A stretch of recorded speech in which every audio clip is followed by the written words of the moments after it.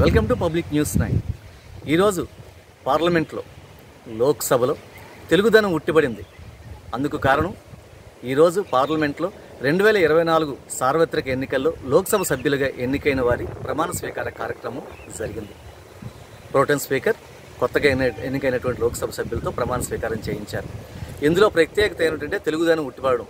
కొంతమంది తెలుగు ఎంపీలు కావచ్చు, మంత్రులు కావచ్చు, తెలుగుదనం ఉట్టిపడేలా తెలుగు వస్త్రధారణతో రాగా చాలామంది వరకు మంత్రులు, ఎంపీలు తెలుగులోనే ప్రమాణ స్వీకారం చేయడం మరో విశేషంగా చెప్పుకోవచ్చు.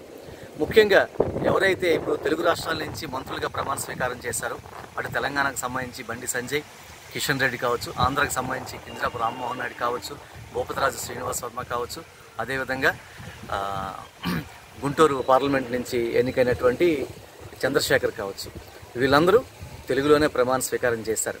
వారితో పాటు ఉత్తరాంధ్రకు సంబంధించిన ఎంపీలు ఇటు విజయనగరం ఎంపీ కలిశెట్టి అప్పలనాయుడు గారు కావచ్చు, విశాఖపట్నం ఎంపీ భరత్ కావచ్చు, అలాగే రాజమండ్రి ఎంపీ పురంధేశ్వరి కావచ్చు, అలాగే శ్రీకృష్ణదేవరాయలు కావచ్చు, వీళ్ళందరూ కూడా తెలుగులోనే ప్రమాణ స్వీకారం చేసి తెలుగు గొప్పతనాన్ని, తెలుగు భాషను పార్లమెంట్లో ఉన్నట్టు 543 మంది సభ్యులకు వినిపించే విధంగా చేయగలిగారు. ఇందుకు మరీ ముఖ్యంగా అటు కిషన్ రెడ్డి కావచ్చు, అదేవిధంగా ఇటు కలిశెట్టి అప్పలనాయుడు కావచ్చు, విజయనగరం ఎంపీ, వీళ్ళిద్దరూ తెలుగు సాంప్రదాయంలో పంచికట్టుతో వెళ్ళి సందడి చేశారు. పార్లమెంట్లో తెలుగు పంచికట్టుకున్న ప్రాధాన్యత మరోసారి పార్లమెంటు సాక్షిగా దేశానికి చాటి చెప్పారు. మరి విజయనగరం ఎంపీ కలిశెట్టి అప్పలనాయుడు అయితే మరీ ముఖ్యంగా ఏదైతే తన తెలుగు ప్రాతినిధ్యం వహిస్తాడు తెలుగుదేశం పార్టీకి సంబంధించిన గుర్తు సైకిల్పై పార్లమెంటుకి వెళ్ళి తెలుగుదేశం పార్టీ సింబల్ని చెప్పడమే కాకుండా తనకున్నటువంటి సింపుల్ సిటీని కూడా చాటుకున్నారు.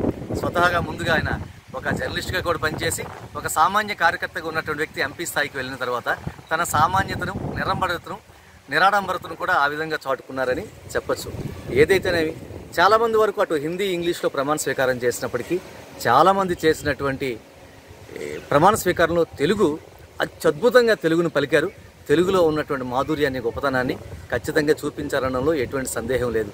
ఎవరెవరైతే లోక్సభలో ఈరోజు ప్రమాణ స్వీకార కార్యక్రమాలను వీక్షించారో లైవ్లో, ముఖ్యంగా తెలుగు ఎంపీల, మంత్రుల తాలూకా తెలుగు ప్రమాణ స్వీకారానికి ఖచ్చితంగా తనువంతా పులకించిపోయి ఉంటుంది.